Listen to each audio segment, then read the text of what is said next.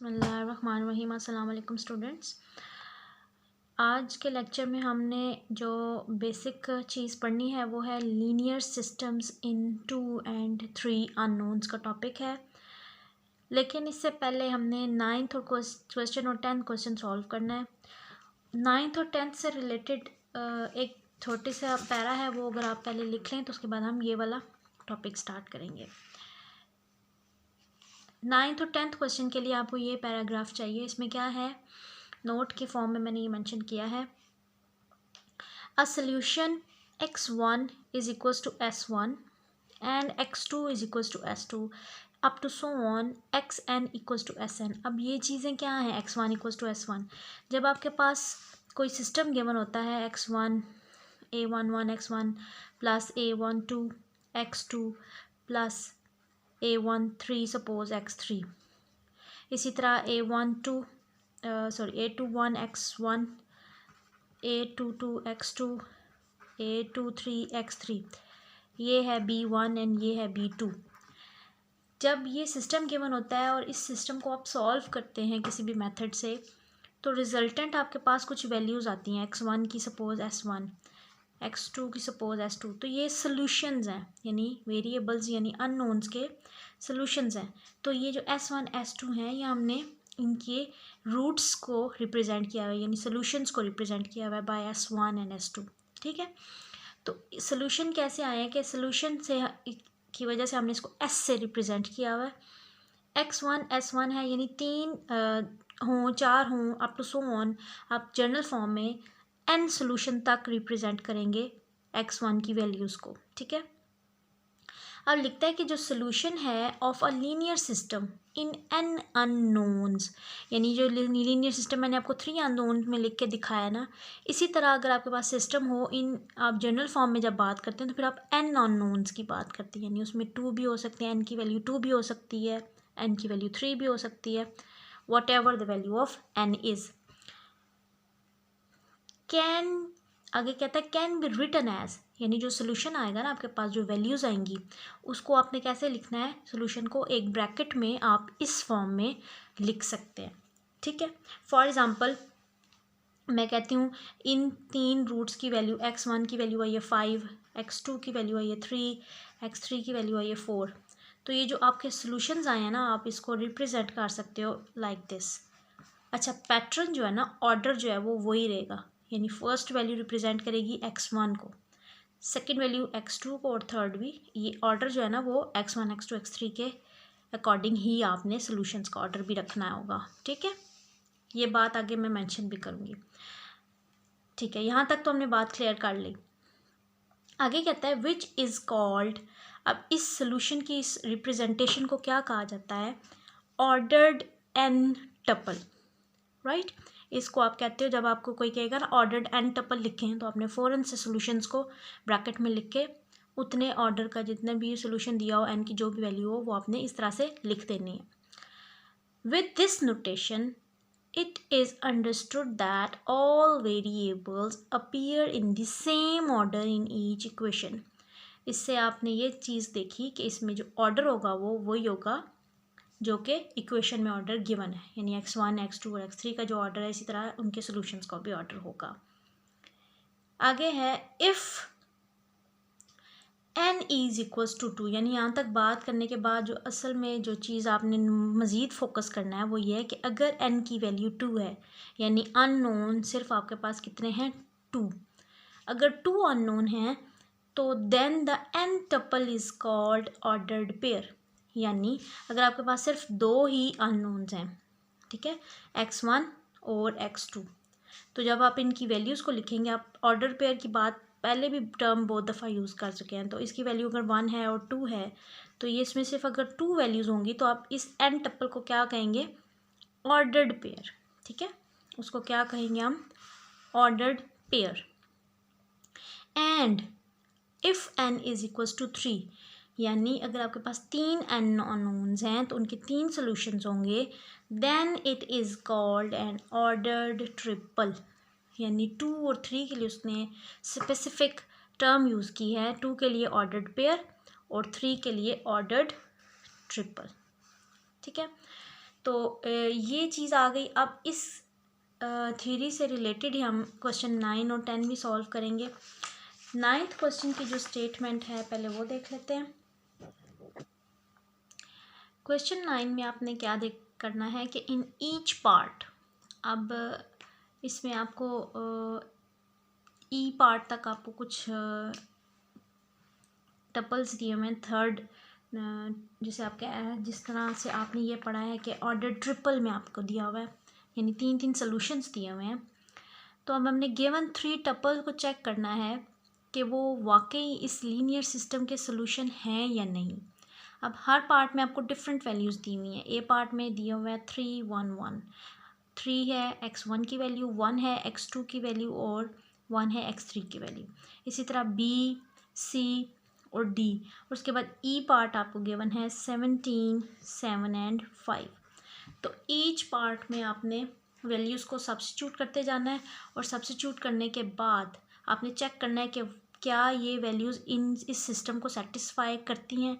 अगर तो तीनों वैल्यूज़, तीनों ये नहीं कि कोई एक या दो, तीनों वैल्यूज़ इस पूरे सिस्टम को सेटिस्फाई करेंगी तो ये ऑर्डर ट्रिपल जो है वो इसका सॉल्यूशन होगा। ये बहुत इजी है। आपने फर्स्ट ए के लिए चेक कर लेना है कि फॉर, आप ए की जगह लिखें for 3 1 1 put x1 is equals to 3, x2 is equals to 1 and x3 is equals to 1 in given system। Given system में हमने सब्स्टिट्यूट करना है। अगर आप x1 की जगह पे 3 पुट करेंगे तो मैं डायरेक्ट कर रही हूँ 3 2 टाइम्स 6 माइनस 4 की x2 यानी 4 इंटू 1 4 और x3 की जगह ये 1 तो -1, राइट साइड पे है 1 तो लेफ़्ट साइड पे भी आंसर क्या आना चाहिए 1। 6 minus 4 is 2, 2 minus 1 is 1 is equals to 1, यानी सेटिस्फाई करता है फर्स्ट जो ऑर्डर ट्रिपल है वो इस लीनियर सिस्टम को सेटिस्फाई करता है। This implies that 3 1 1 is solution of the linear system।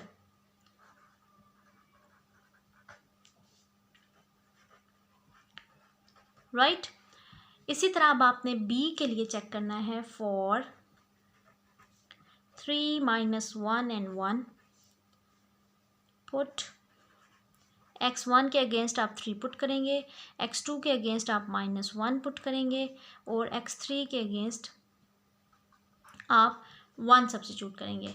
अब यहाँ पे मैंने इसको लिख दिया, डायरेक्ट लिख दिया, यानी आपने जो x1 की इस ऑर्डर ट्रिपल है इसको आपने सिर्फ फर्स्ट इक्वेशन में सेटिस्फाई नहीं करवाना।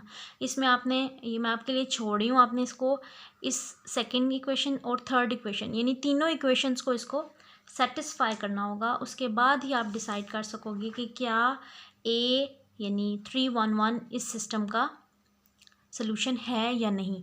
तो इसके बाद आपने ये स्टेटमेंट लिखने से पहले, ये मैं आपको डायरेक्ट लिख रही हूँ क्योंकि ए है, अब आपने चेक करना है 3 1 1 को सेकेंड इक्वेशन में भी, वो भी इसको भी सेटिस्फाई करेगा और इसको भी, ठीक है। और एंड पे आपने ये स्टेटमेंट लिख देनी है। उसके बाद आपने इसी तरह 3 माइनस 1 और 1 को भी सब्स्टिट्यूट करना है तीनों वैल्यूज़ में, और इसके बाद जो रिज़ल्ट आपने लिखना है और ये इन तीनों को सेटिस्फाई नहीं करेगा तो आपने एंड पे लिख देना है कि 3 minus 1 1 is not solution of the linear system। ठीक है, अब जो सेटिस्फाई करेंगी वो भी मैं आपको पार्ट्स बता देती हूँ। अब बस आपने सॉल्व करके पूरा क्वेश्चन सॉल्व कर लेना है पूरा अपने नोट्स के ऊपर।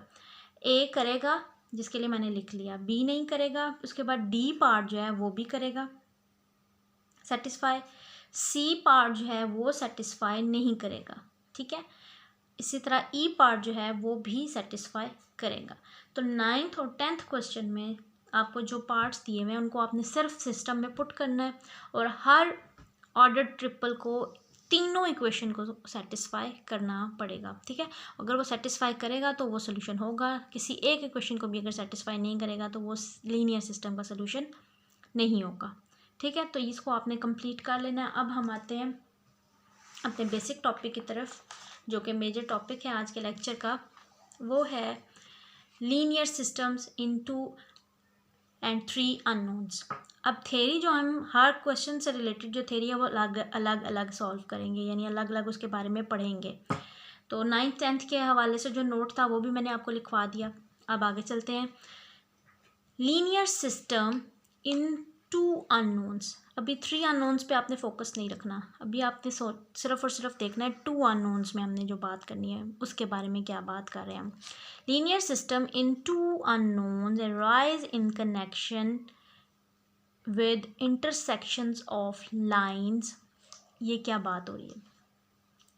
ये कहता है कि जो 2 अननोन में आपको लीनियर सिस्टम गिवन होगा ना, जैसे कि आपने पहले भी देखा कि 2 अननोन में अगर मैं कोई लीनियर सिस्टम लिखती हूँ a1x1 plus a2x2 suppose equals to b1, ठीक है।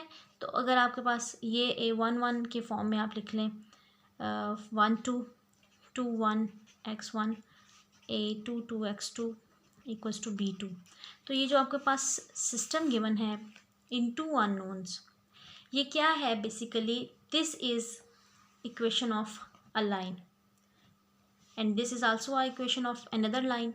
इस लाइन को जब आप ग्राफ पे ड्रॉ करेंगे, इसी की एक फॉर्म जब हमने पिछले लेक्चर में पढ़ी है वो ये पढ़ी है ax plus B Y is equals to C. ये आपने पढ़ी ना इक्वेशन ऑफ लाइन। इसी को बस हमने थोड़ा सा वेरिएबल्स को और कॉन्स्टेंट्स को थोड़ी सी शेप डिफरेंट है इसकी, ठीक है। तो आप इक्वेशन ऑफ लाइन अगर आप फॉर एग्जांपल इसको एक ड्रॉ करते हो, ये एक लाइन है सपोज ये, इसी तरह ये जो दूसरी इक्वेशन है सपोज ये दूसरी लाइन आपने ड्रॉ कर ली। ये जो पॉइंट है ना P, ये है point of intersection of these 2 lines, एक ये लाइन और एक ये लाइन। ये है इक्वेशन नंबर 1 और ये इक्वेशन नंबर 2। तो ये फर्स्ट लाइन है और ये सेकंड लाइन है। अब वो ये कह रहा है कि जो लीनियर सिस्टम इन 2 अननोन्स है राइज इन कनेक्शन, उसका कनेक्शन किस तरह से होता है कि विद इंटरसेक्शन ऑफ लाइन्स, यानी दोनों लाइन्स जो यहाँ पे मैंने लिखी हुई हैं, in which the graph of the equations, जो इक्वेशंस का आप ग्राफ ड्रॉ करेंगे, जो मैंने आपके सामने ड्रॉ किया भी हुआ है, आर लाइन्स। जब आप इन सेपरेटली इक्वेशंस का लाइंस का ग्राफ ड्रॉ करेंगे तो वो किस तरह का ग्राफ होगा? वो लाइंस बनेंगी। 2 कोऑर्डिनेट सिस्टम है ना, अगर 3 कोऑर्डिनेट सिस्टम होंगे तो उसमें हम प्लेन की बात करेंगे, लाइंस की बात नहीं करेंगे। अभी हम लाइंस की बात करेंगे। इन दी एक्स वाई, ये एक्स वाई कोऑर्डिनेट प्लेन है या सिस्टम है। ईच सोल्यूशन एक्स वाई, इस पॉइंट ऑफ इंटरसेक्शन को आप एक्स वाई से रिप्रेजेंट करते हैं। तो आप कहेंगे कि ईच सोल्यूशन एक्स वाई, अभी हमने 9th 10th की थ्योरी, क्वेश्चन की थ्योरी में पढ़ा है ना कि ये ऑर्डर्ड क्या होगा? ऑर्डर्ड पेयर होगा, क्योंकि 2 वेरिएबल्स हैं। तो सोल्यूशन को आप ब्रैकेट में लिख रहे हो, बिल्कुल वैसे ही जैसे भी हमने थ्योरी में पढ़ा। तो सोल्यूशन ये जो है of this system corresponds to the point of intersection of the lines. वो ये कहता है कि दोनों इस सिस्टम के जो 2 सोल्यूशन आएंगे x1 x2, जिसे आप s1 s2 कहते हैं, यहाँ पे xy लिखा हुआ है, तो जो s1 s2 होंगे, इनके सोल्यूशंस जो होंगे वो बेसिकली क्या होंगे? Their point of intersection. ये सोल्यूशन कहाँ लाया करेगा? उनके पॉइंट ऑफ इंटरसेक्शन पे। अगर उनका पॉइंट ऑफ इंटरसेक्शन नहीं होगा ना तो उनका सोल्यूशन भी एग्जिस्ट नहीं करेगा। ये बेसिक पॉइंट है, जो बेसिक कॉन्सेप्ट है, इसको समझें कि जो सोल्यूशन होगा इन 2 इक्वेशंस का, लीनियर सिस्टम की इक्वेशंस का, वो सोल्यूशन क्या होता है? इन दोनों लाइंस का पॉइंट ऑफ इंटरसेक्शन, राइट। अच्छा, आगे कहता है सो देयर आर 3 पॉसिबिलिटीज़। अब इस सोल्यूशन की ना, सोल्यूशन के हवाले से 3 पॉसिबिलिटीज़ सामने आएंगी। वो तीनों मैंने ना ग्राफ की शक्ल में भी और उनके आगे थ्योरी भी लिख दी है।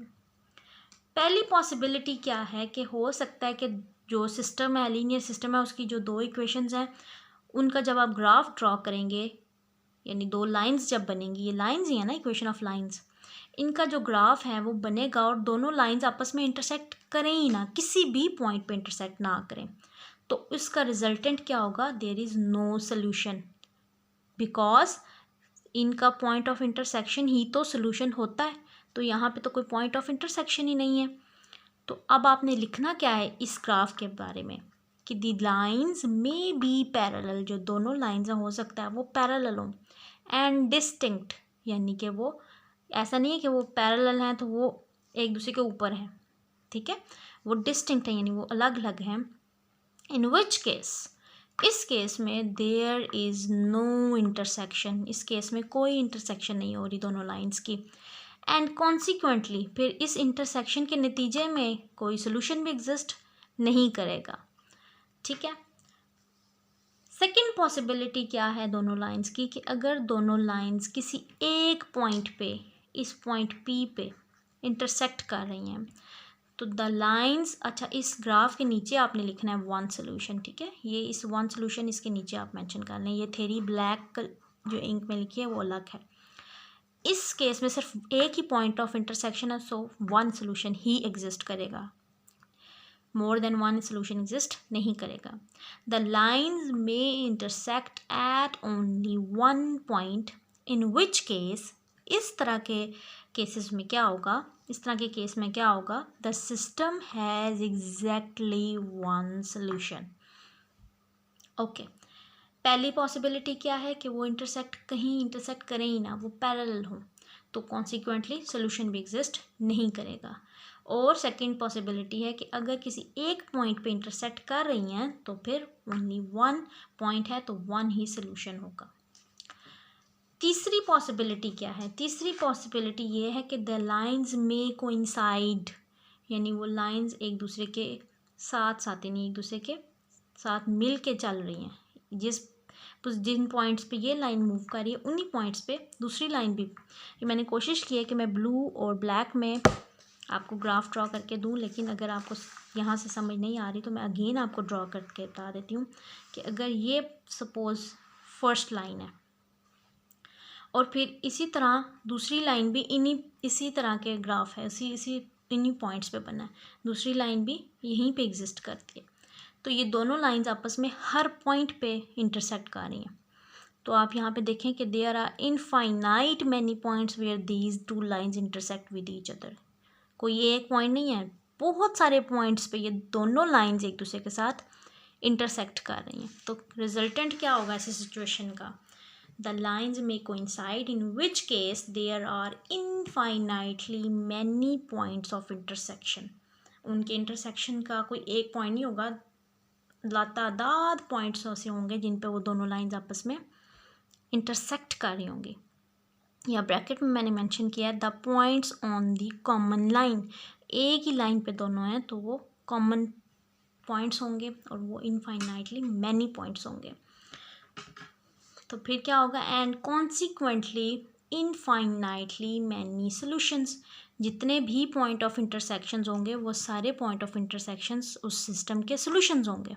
तो अगर पॉइंट ऑफ इंटरसेक्शंस इनफाइनाइटली हैं तो फिर यहाँ पे मैं इसको हाईलाइट कर देती हूँ, अगर इनफाइनाइट मैनी पॉइंट्स होंगे तो फिर कॉन्सिक्वेंटली इनफाइनाइट मैनी सॉल्यूशंस भी होंगे, राइट।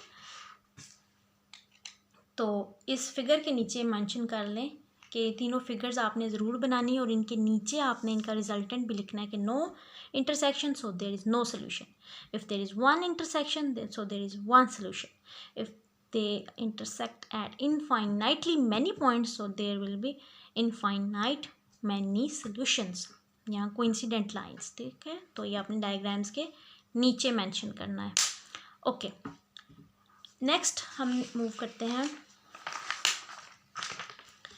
इन जनरल, इसके बाद आपने लिखना है in general we say that.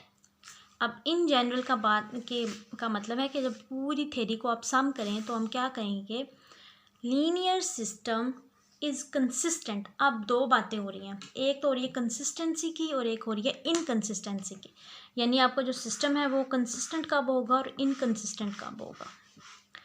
तो कहता है कि इन जनरल हम कहेंगे कि लीनियर सिस्टम कंसिस्टेंट है if it has at least one solution, अब एटलीस्ट पे आपने गौर करना है।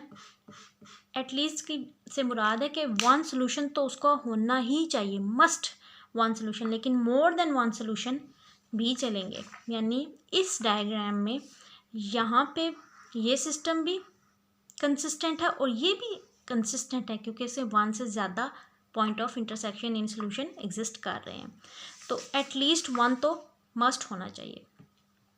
लीनियर सिस्टम कंसिस्टेंट कब होगा? जब एटलीस्ट वन सोल्यूशन एग्जिस्ट करेगा, यानी उसकी लाइंस कहीं एक पॉइंट पे मीट करनी चाहिए। एंड इनकंसिस्टेंट, और इनकंसिस्टेंट कब होगा? If it has no solutions.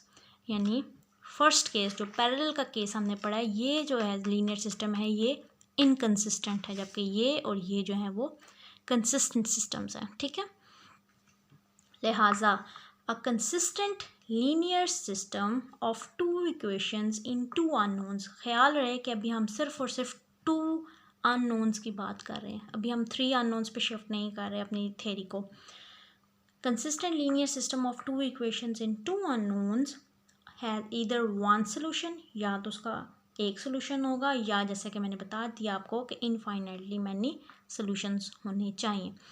At least one तो मस्ट है।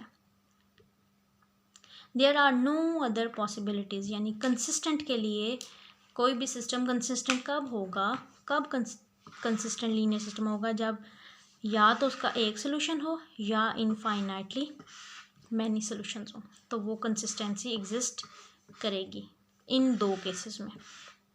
ठीक है, और कंसिस्टेंट होने के लिए कोई और काम नहीं चलता, कोई और पॉसिबिलिटी नहीं चल सकती, सिर्फ और सिर्फ या तो उसका एटलीस्ट वन हो, वन से ज़्यादा भी चल सकते हैं। ठीक है,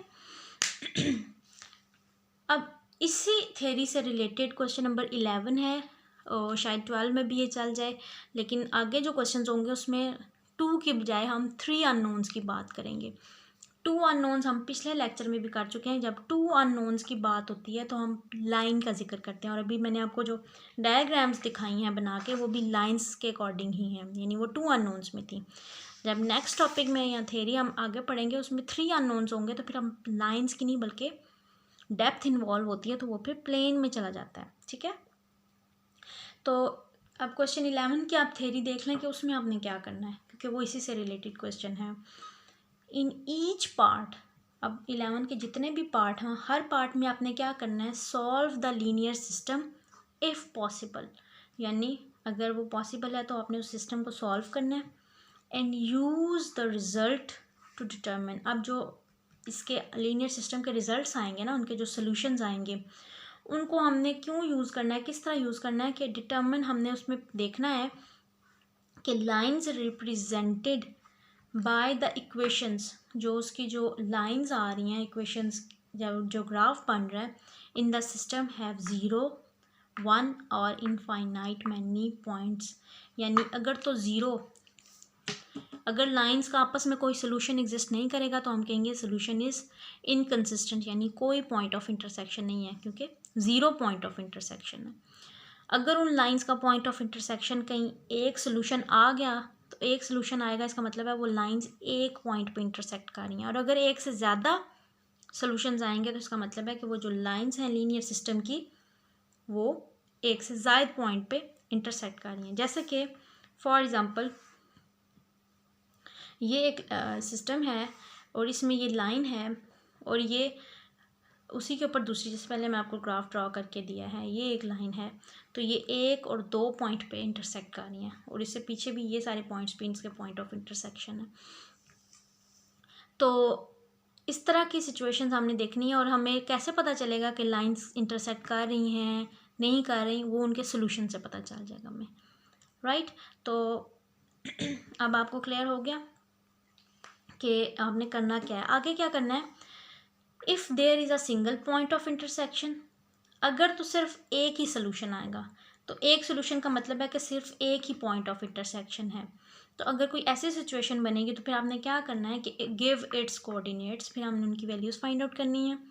and if there are infinitely many, और अगर एक से ज़्यादा सोल्यूशंस आए तो find their parametric equations of them. अब हमने क्या करना है उसके बाद उनकी पैरामीट्रिक इक्वेशंस। आई होप आपको क्वेश्चन की समझ आ गई। अब सेकंड पार्ट में इस वीडियो के सेकंड पार्ट में हम इसका सोल्यूशन करेंगे। आपने समझ लिया कि आपने इसमें लीनियर सिस्टम को सॉल्व करना है और उसमें रूट्स आएंगे, वो रूट्स में बताएंगे कि पॉइंट्स लाइंस जो हैं वो कहीं इंटरसेक्ट कर रही हैं, नहीं कर रही, या इनफाइनाइट मैनी टाइम्स वो इंटरसेक्ट कर रही हैं। आई होप आपको थ्योरी तो क्लियर हो गई होगी। इंशाल्लाह मिलते हैं नेक्स्ट पार्ट में। अल्लाह हाफिज़।